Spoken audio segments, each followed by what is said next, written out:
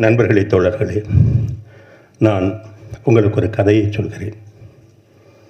1922 கோயமுத்தூர் மாநகரம் பஞ்சாலைகளினுடைய இயக்கத்திலே உச்சத்தில் இருந்த காலம் அது. தென்னிந்தியாவின் மான்செஸ்டர் என்று கோயமுத்தூர் அழைக்கப்பட்டது. அங்கே ஏராளமான பஞ்சாலைகள் இயங்கிக் கொண்டிருந்தன.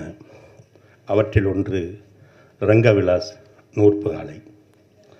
அந்த ஆலையில் ஆயிரக்கணக்கான தொழிலாளிகள் வேலை செய்து கொண்டிருந்தார்கள். இப்போது இருந்தது போல தொழிற்சங்கங்கள், தொழிலாளர் நல சட்டங்கள் எல்லாம் அப்போது இல்லை. 15 மணி நேர வேலை, ஒரு மாதத்திற்கு 15 ரூபாய் சம்பளம்.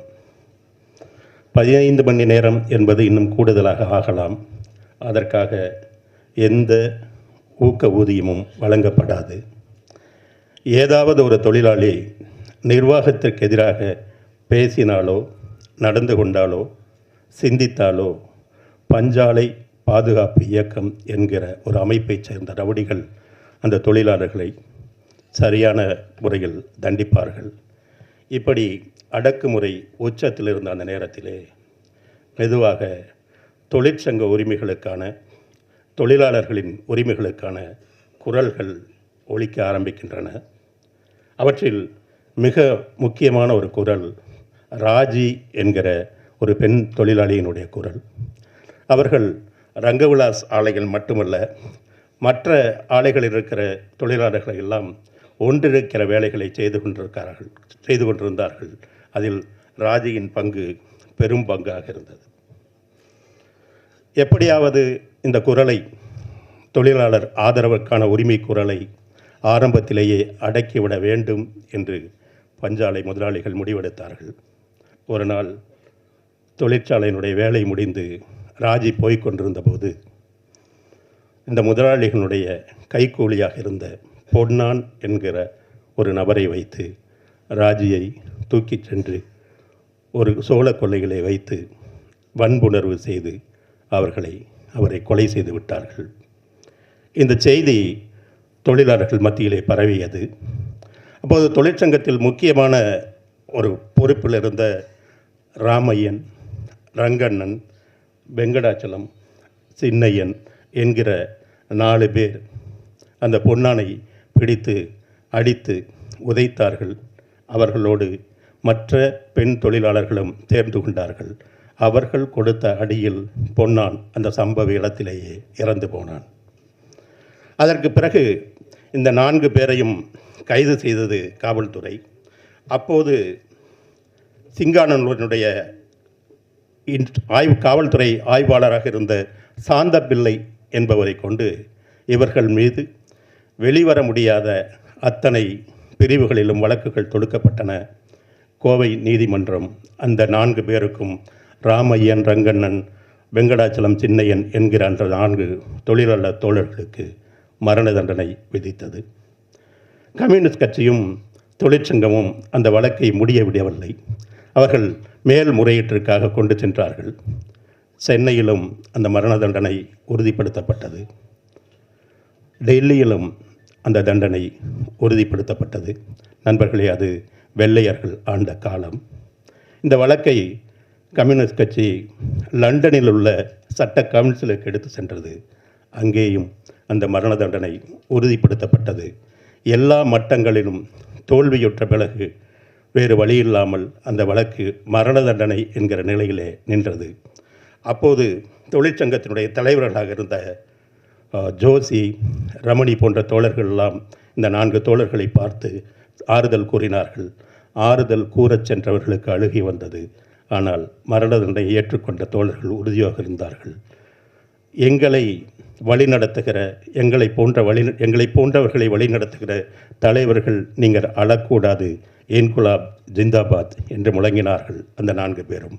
நண்பர்களே, 1948ஆம் ஆண்டு ஜனவரி 8ஆம் தேதி அந்த 4 தோழர்களும் தூக்கிலிடப்பட்டார்கள். அப்போது அவர்கள் சொன்னார்கள், இந்த மரண தண்டனையை ஏற்றுக்கொள்வதற்கு எங்களுக்கு துளியும் பயமில்லை. நாங்கள் தொழிலாளர்களுக்காக நின்றோம்.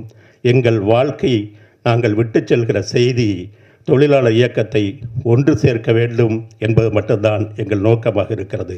இன்குலாப் ஜிந்தாபாத். எங்களுக்கு இந்த நாட்டினுடைய இந்த மரண தண்டனை அமுல்படுத்தக்கூடியவரிடம் ஒரே ஒரு கோரிக்கை மட்டும் இருக்கிறது. தோழர்களே, நாங்கள் இந்த போராட்டத்தில் ஒன்று சேர்ந்தோம். தொழிலாளர்களுடைய நலனுக்காக ஒன்று சேர்ந்தோம். அவர்களுடைய நல்ல வாழ்க்கைக்காக ஒன்று சேர்ந்தோம்.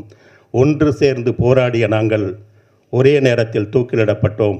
தோழர்களே, எங்களை தனித்தனியாக புதைத்து விடாதீர்கள், ஒரே குழியில் புதையுங்கள். இதுதான் இந்த நாட்டிற்கும் இந்த தோழர்களுக்கும் நாங்கள் விடுக்கிற வேண்டுகோள் என்று சொன்னார்கள். தோழர்களே, அந்த 4 பேரும் ராமையன், ரங்கையன், சின்னையன், வெங்கடாச்சலம் என்கிற 4 தோழர்களும் ஒரே குழியில் புதைக்கப்பட்டார்கள். இன்றைக்கும் கோவையினுடைய சின்னியம்பாளையம் என்கிற இடத்தில் அங்கு 4 பேர்களுடைய கல்லறை இருக்கிறது, தொழிலாளர் வர்க்கத்தினுடைய சாட்சியமாக.